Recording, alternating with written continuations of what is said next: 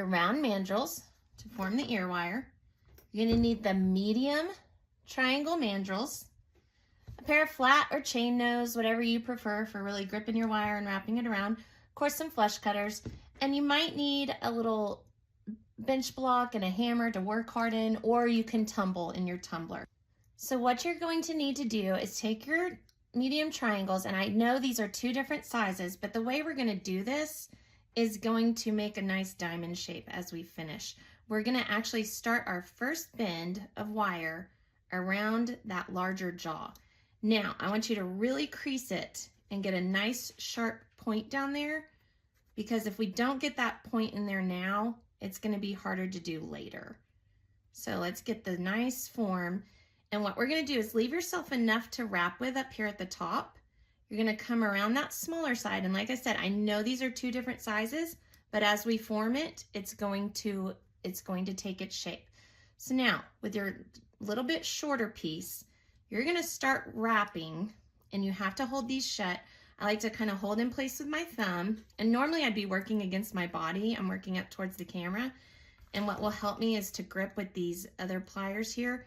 I might have to come back and push that. I don't know if you saw it try to move up, but I might have to come back and push that down against the pliers.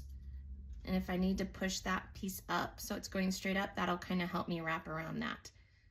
So I'm going to wrap a couple of times, just 2 times. And there you can see I've got that diamond shape. Now I don't really like the bottom down here. I got that crease, but I can see I don't exactly, I can just come in and push with that larger side of the jaw, and that's really going to shape it up. See how that's working there? Okay, now I'm going to put my pliers back in there and really push down against that jaw to get that nice diamond shape. There we go.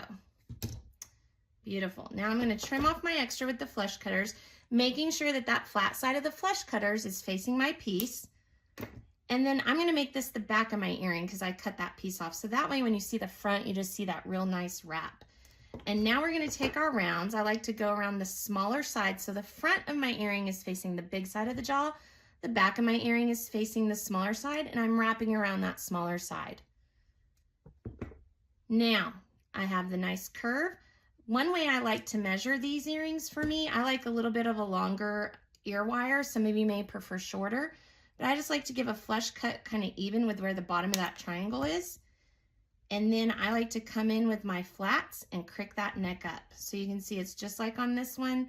I came down and around, crick that neck up, and that's what I did. It really is that simple to make these diamond shaped earrings. Now, if you need to work hard in this, I tumble polish quite a bit in my tumbler, but if you don't have a tumble polisher and you just want to take a little hammer and lightly tap, I'm not going to do it real hard for video purposes either to make that, it'll make it kind of loud, but just lightly tap.